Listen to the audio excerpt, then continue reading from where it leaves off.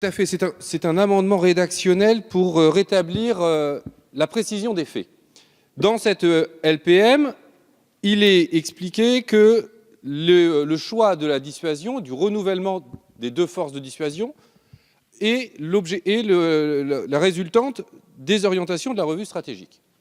Si on prend le texte de la revue stratégique, il est noir sur blanc écrit dans la préface que le président a tranché et que la revue stratégique acte la décision du président.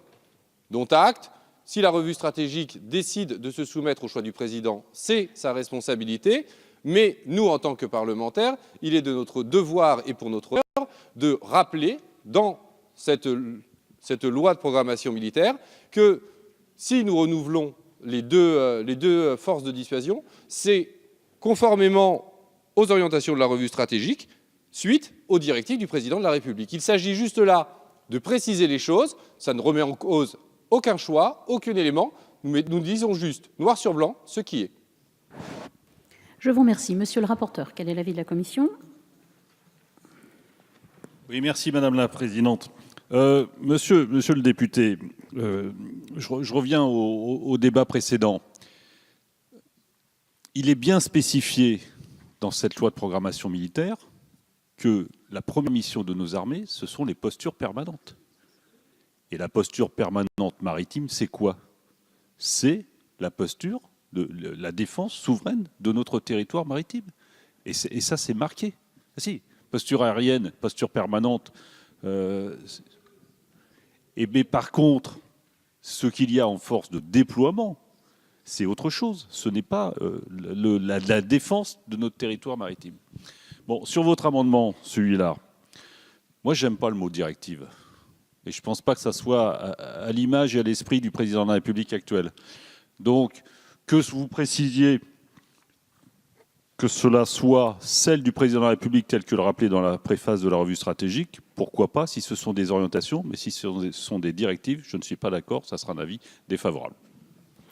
Je vous remercie. Madame la ministre, quel est l'avis ? Même avis. Même avis. Monsieur Lejeune, vous avez demandé la parole. Oui, simplement, merci Madame la Présidente, chers collègues.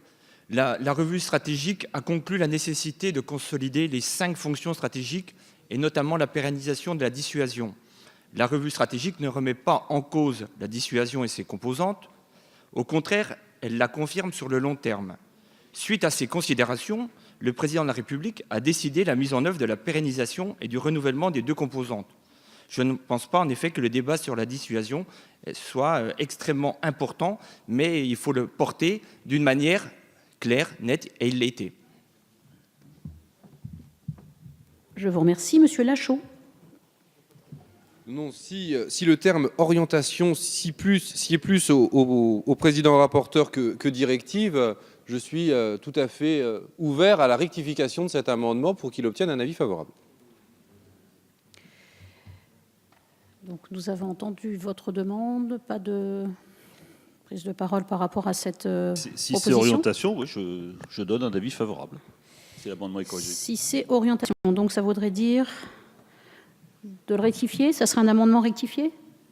D'accord. Ça donnerait les orientations du président de la République telles que rappelées dans la préface de la revue stratégique. Très bien. Donc là, ça devient un avis favorable de vous-même, monsieur le rapporteur. Madame la ministre ? Sagesse. Sagesse. Bien, je vais donc mettre aux voix cet amendement rectifié numéro 9, en précisant que, à la fin de la première phrase, au lieu de substituer orientation de la revue stratégique au mot orientation du président de la République tel que rappelé dans la préface de la revue stratégique, après un avis favorable de la commission et un avis de sagesse du gouvernement, qui est pour,